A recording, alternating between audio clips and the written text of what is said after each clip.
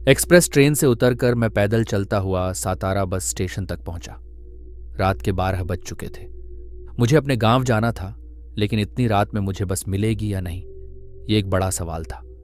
ऊपर से वहां कोई ऑटो रिक्शा भी नहीं था जिससे मैं अपने गांव तक जा सकता। ऐसी स्थिति में मेरी परेशानी लगातार बढ़ रही थी और समझ नहीं आ रहा था कि अब क्या करूं। उसी समय मैंने अपना फोन निकाला और 2 बार अपने दोस्त मयंक को कॉल करने की कोशिश की, लेकिन इतनी रात को कौन फोन उठाता। ऊपर से मैंने घर वालों के लिए एक सरप्राइज प्लान किया था। मैं करीब 1.5 साल बाद घर जा रहा था। मेरे हाथों में 2 भारी बैग थे जो मुझे बहुत परेशान कर रहे थे। अब तक बस स्टेशन पर बैठे हुए आधा घंटा बीत चुका था, लेकिन ऐसा लग रहा था जैसे आज कोई बस नहीं आने वाली। तभी मेरी नज़र एक और आदमी पर पड़ी जो मेरी ही तरह वहां बैठा था और बस का इंतजार कर रहा था। लेकिन हैरानी की बात यह थी कि इतने समय से मैं उसे देख ही नहीं पाया था, जैसे अभी अभी मैंने उसे पहली बार देखा हो। मैं उठा और उसके पास जाकर कहा, अरे भाई, ऐसा लग रहा है कि आज कोई बस नहीं आएगी और हमें पैदल ही घर जाना पड़ेगा। मेरी बात सुनकर वह आदमी कुछ पल तक मुझे एकटक देखता रहा, फिर बोला, लेकिन इतनी रात को इस सुनसान रास्ते पर पैदल जाना सुरक्षित नहीं है। ऊपर से आपके पास 2 बड़े बड़े बैग भी हैं। उसकी बात सुनकर मैं हंसते हुए बोला, अरे भाई, किस खतरे की बात कर रहे हो? गांव जैसे इलाके में कहाँ चोर डकैत होते हैं। बस एक दिक्कत है, इन 2 बैग्स की वजह से मेरे कंधे में दर्द हो रहा है और अब यह तकलीफ बर्दाश्त नहीं हो रही। मेरी बात सुनकर वो आदमी हल्के से मुस्कुराया और बोला, यहाँ से रोज रात 12:30 से 1 के बीच एक ऑटो निकलता है। कहते हैं कि उस ऑटो वाले को जो भी कहो वह कर देता है, लेकिन बदले में उसे कुछ देना पड़ता है। बदले में देना पड़ता है। यह सुनकर मैं थोड़ा चौंक गया। फिर मुझे लगा कि शायद वह यह कह रहा है कि वह ऑटो वाला थोड़ा ज्यादा पैसे लेता होगा। इसलिए मैंने उस आदमी से कहा, अरे भाई, इसमें कोई बड़ी बात नहीं है। पहले कोई ऑटो तो आए।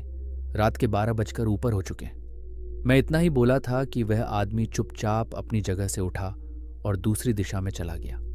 मैंने इस पर ज्यादा ध्यान नहीं दिया और दोबारा अपने फोन में व्यस्त हो गया।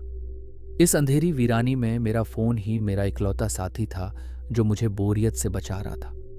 मैं अभी भी फोन में ही नजरें गड़ाए बैठा था, तभी अचानक मुझे एक हेडलाइट की रोशनी दिखाई दी। वह रोशनी देखकर मेरे मन में एक नई उम्मीद जागी। अब मेरी आंखें पूरी तरह उसी हेडलाइट की ओर टिक गई थी। मैं जैसे तैसे उस हेडलाइट की दिशा तक पहुंचना चाहता था ताकि वाहन को रोककर लिफ्ट मांग सकूं। लेकिन फिर ध्यान आया कि वह हेडलाइट मेरी ही दिशा में आ रही है या किसी और रास्ते पर मुड़ जाएगी।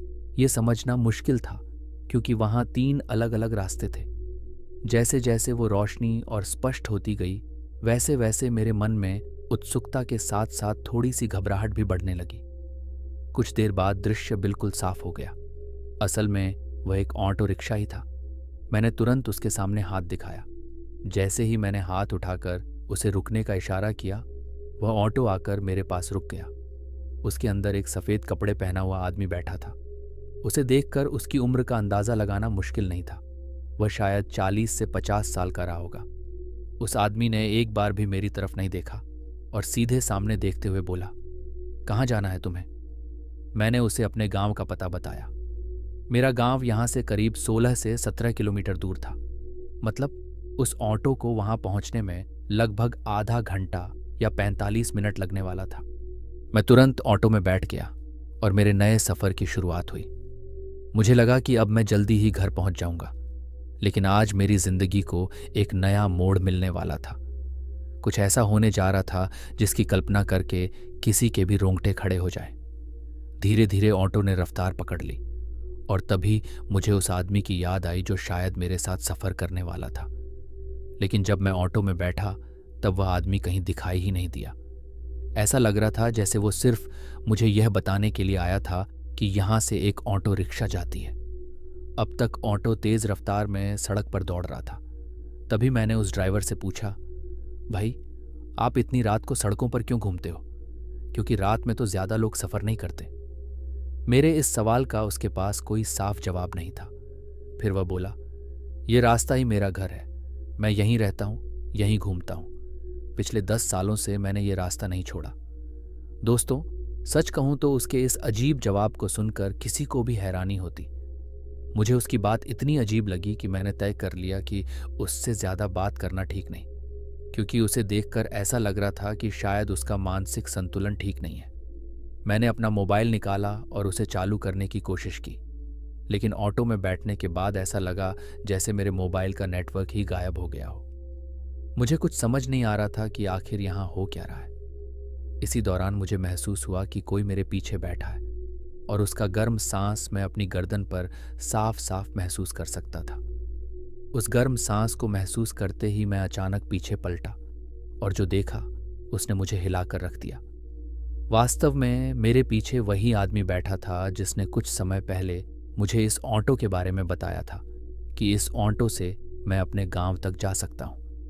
लेकिन अब उसे अपने पीछे देखकर मैं उसकी ओर टकटकी लगाए देखने लगा। मैंने उससे पूछा, अरे भाई, तुम तो ऑटो में मेरे सामने बैठे ही नहीं थे, फिर अचानक यहाँ कैसे आ गए? ना तो ऑटो का ड्राइवर मुझसे कुछ बोल रहा था और ना ही वो आदमी जो अब मेरे पीछे बैठा था। ऐसा लग रहा था जैसे इस ऑटो में बैठे सभी लोग चुप थे, मानो उन्होंने बोलना ही भूल गए हों। अब ऑटो में बैठकर मुझे घबराहट होने लगी थी। मन में एक अजीब बेचैनी भरने लगी थी। ऐसा लग रहा था जैसे अभी इसी वक्त मुझे इस ऑटो से कूदकर बाहर निकल जाना चाहिए। लेकिन अब तक मैं ये सब कुछ सहन करता जा रहा था, पर कुछ ही पल बाद वो सब होने लगा जिसकी कोई कल्पना भी नहीं कर सकता, और मैं वो सब कुछ साफ साफ देख रहा था। धीरे धीरे ऑटो के अंदर ठंड बढ़ने लगी। हालांकि वो गर्मियों के दिन थे, लेकिन अचानक ऑटो के अंदर इतनी ठंड महसूस होने लगी जैसे किसी ने ऑटो को पूरी तरह बंद करके हर तरफ से ऐसी चालू कर दिया हो। ठंड इतनी ज्यादा थी कि मेरे दांत किटकिटाने लगे और मेरे हाथ पैर सुन्न हो गए। तभी मेरे पीछे बैठे उस आदमी ने बहुत शांत लेकिन डरावनी आवाज में कहा, मैंने पहले ही कहा था ना, वो लिफ्ट देता है, लेकिन बदले में कुछ लेता भी है ना? और लगता है इस बार उसे तुम्हारा दिल चाहिए। वो तुम्हारे शरीर के 2 टुकड़े करके तुम्हारा दिल निकाल लेगा। ये सुनते ही मेरे पूरे शरीर में झटका सा लगा। मेरे रोंगटे खड़े हो गए।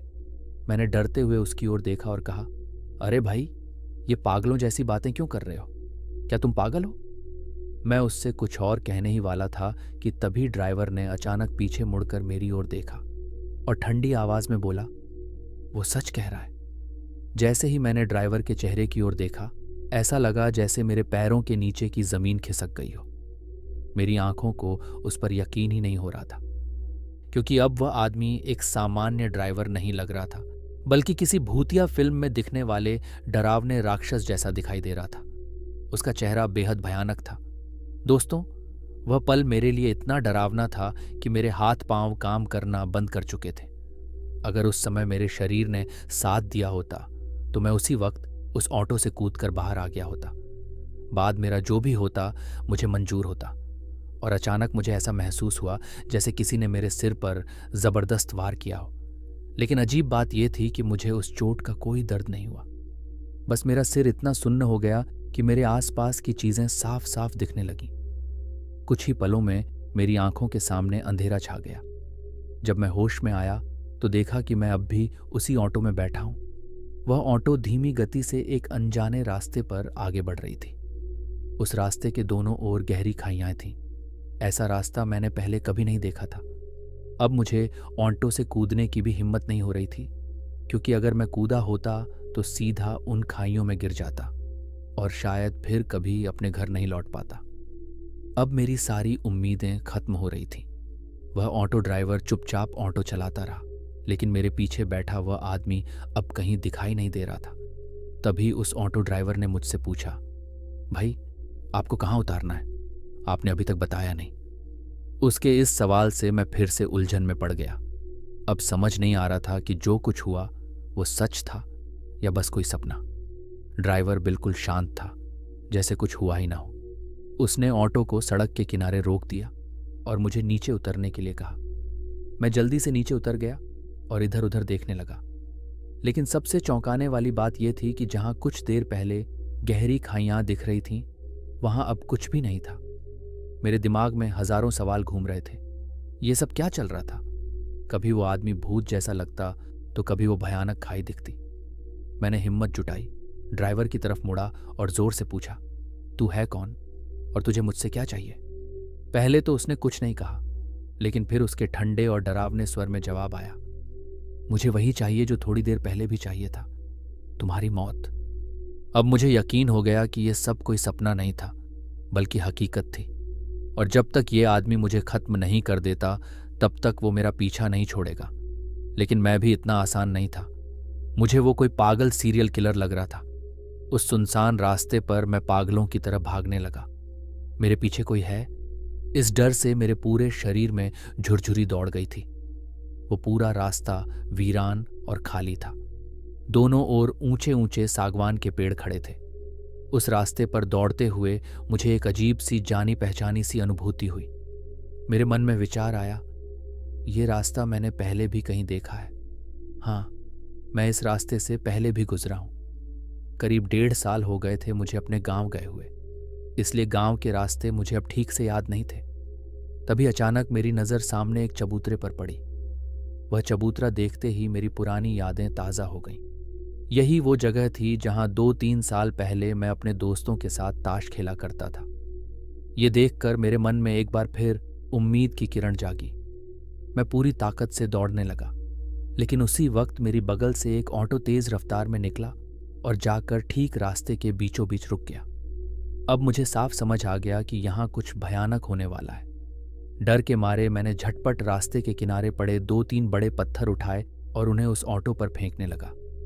मुझे पता था कि इससे कुछ खास नहीं होगा, लेकिन अगर पत्थरों की आवाज़ सुनकर गांव के कुछ लोग यहाँ आ गए तो शायद मेरी जान बच सकती थी।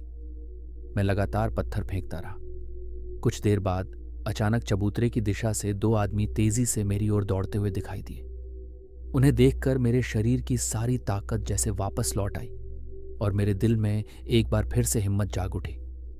अगले ही पल मैंने देखा कि वह ऑटो वाला अचानक कहीं गायब हो गया था।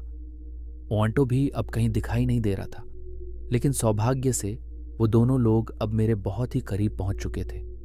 जब उन्होंने मुझे इस तरह की अजीब हरकतें करते देखा तो पहले तो वो मुझे डराने लगे, लेकिन जब मैंने उन्हें अपना परिचय दिया और सारी बात समझाई, तब जाकर उन्होंने मुझे पहचाना और मुझे मेरे घर तक पहुंचाया। घर पहुंचने के बाद मैंने वहां मौजूद सभी लोगों को मेरे साथ घटी उस भयानक घटना के बारे में बताया।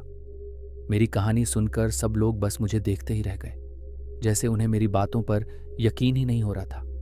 उन्हें समझ ही नहीं आ रहा था कि मैं अभी अभी कितने बड़े और भयानक संकट से बचकर आया हूं। लेकिन उसके बाद जो बात उन्होंने मुझे बताई, वो सुनकर मेरे पूरे शरीर में सिहरन दौड़ गई। उनका कहना था कि पिछले 4 महीनों में गांव के 5 लड़के इसी तरह अचानक गायब हो गए थे, लेकिन किसी को पता ही नहीं चला कि वो कहाँ गए। और ये सब घटनाएं सिर्फ शनिवार के दिन ही हो रही थीं। मैं भी आज शनिवार को ही अपने गांव आया था और संयोग से मेरी मुलाकात उस पिशाच से भी आज ही हुई। आज मैं इतना डर गया था कि मेरे मुंह से शब्द तक नहीं निकल रहे थे। अपने जीवन में मैंने कभी इतना भयानक अनुभव नहीं किया था। वहां सभी लोग मुझे बता रहे थे कि उसी रास्ते पर एक ऑटो वाला और उसका दोस्त रात होते ही बस स्टॉप के पास खड़े हो जाते थे।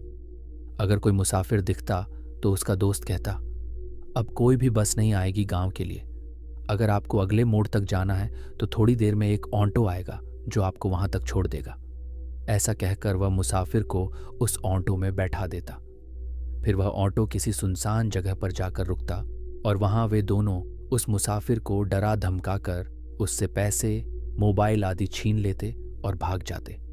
ऐसा उन्होंने कई लोगों के साथ किया था, लेकिन एक दिन गांव वालों ने उन्हें पकड़ लिया और जमकर पिटाई की, जिसमें उसकी जान चली गई।